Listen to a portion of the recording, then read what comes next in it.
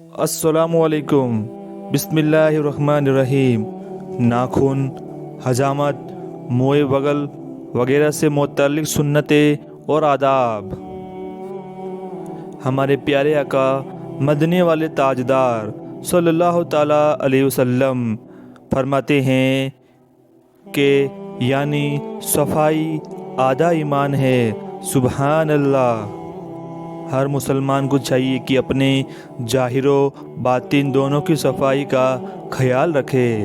ظاہر کی صفائی کا جہاں تک تعلق ہے وہ یہ ہے کہ اپنا جسم اور لباس وغیرہ نجاست سے پاک رکھنے کے ساتھ ساتھ میل کچیل وغیرہ سے بھی صاف رکھنا چاہیے۔ نیز اپنے سر اور داڑھی کے بالوں کو بھی درست رکھے۔ ناخن بھی زیادہ نہ بڑھنے دے، ان میں میل کچیل بھر جاتا ہے۔ باطن کی صفائی کے لیے اچھی صحبت بہت ضروری ہے۔ ظاہری صفائی یعنی ناخن، موئے بغل وغیرہ کی صفائی کے متعلق جانتے ہیں۔ 40 دن کے اندر ان کاموں کو ضرور کر لے۔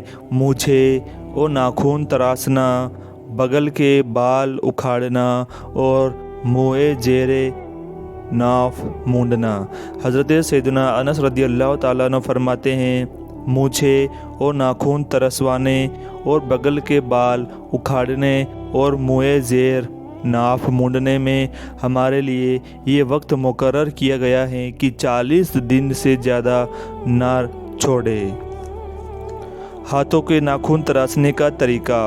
ہاتھوں کے ناخن تراشنے کے 2 طریقے یہاں بیان کیے جاتے ہیں۔ ان دونوں میں سے آپ جس طریقے پر بھی عمل کریں گے انشاءاللہ سنت کا ثواب پائیں گے۔ مولا کائنات حضرت سیدنا علی المرتضیٰ شیر خدا کرم اللہ و تعالی وجہ الکریم سے ناخن کاٹنے کی یہ سنت منقول ہے کہ سب سے پہلے سیدھے ہاتھ کی چنگلیاں، پھر بیچ والی، پھر انگوٹھا، پھر منجلی یعنی چنگلیوں کے برابر والی، پھر شہادت کی انگلی۔ اب بائیں ہاتھ میں پہلے انگوٹھا، پھر بیچ والی، پھر چنگلیاں، پھر شہادت کی انگلی، پھر منجلی یعنی سیدھے ہاتھ کی ناخن چنگلیوں سے کاٹنا شروع کرے اور الٹے ہاتھ کے ناخن انگوٹھے سے۔ دوسرا طریقہ آسان ہے اور یہ بھی ہمارے مدنی آقا صلی اللہ تعالیٰ علیہ وسلم سے ثابت ہیں۔ وہ یہ ہیں، سیدھے ہاتھ کی شہادت کی انگلی سے شروع کر کے ترتیب وار چنگلیاں سمیت ناخن تراشے مگر انگوٹھا چھوڑ دے۔ اب الٹے ہاتھ کی چنگلیوں سے شروع کرے، ترتیب وار انگوٹھے سمیت ناخن تراش لے۔ اب آخر میں سیدھے ہاتھ کا انگوٹھا جو باقی تھا اس کا ناخن بھی کاٹ لے۔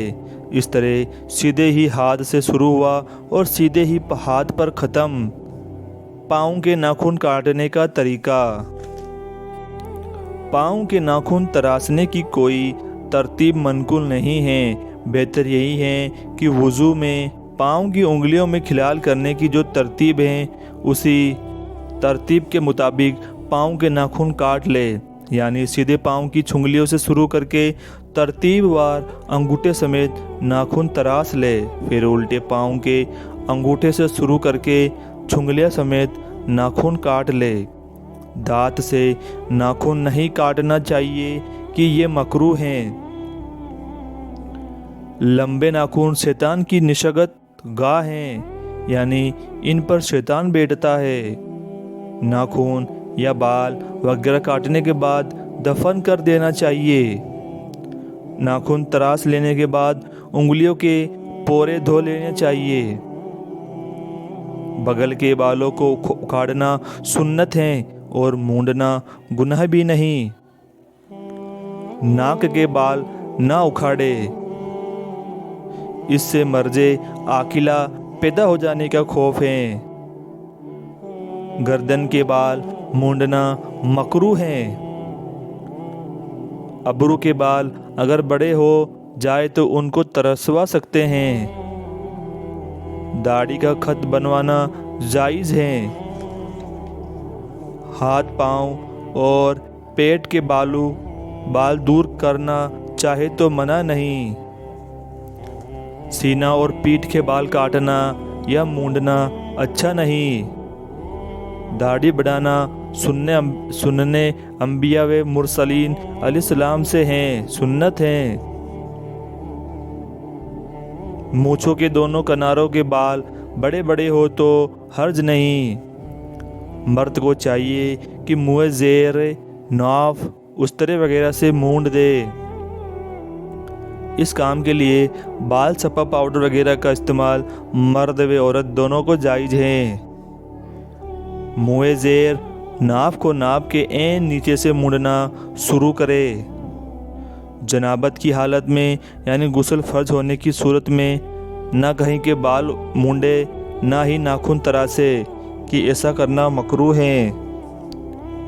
इस्लामी बहनें अपने सर वगैरह के बाल ऐसी जगह न डाले जहां गैर महरम की नज़र पड़े। इंसान के बाल खवा वो जिस्म के किसी भी हिस्से के हो, नाखून, हैज का लत्ता यानी वो कपड़ा जिससे हैज का खून साफ किया गया हो और इंसानी खून, इन चारों चीज़ों को दफन कर देने का हुक्म है। अल्लाहु अकबर। फ्रेंड्स, आज की वीडियो में इतना ही। हमारे चैनल को सपोर्ट कीजिए, सब्सक्राइब और फॉलो कीजिए। Thanks for watching.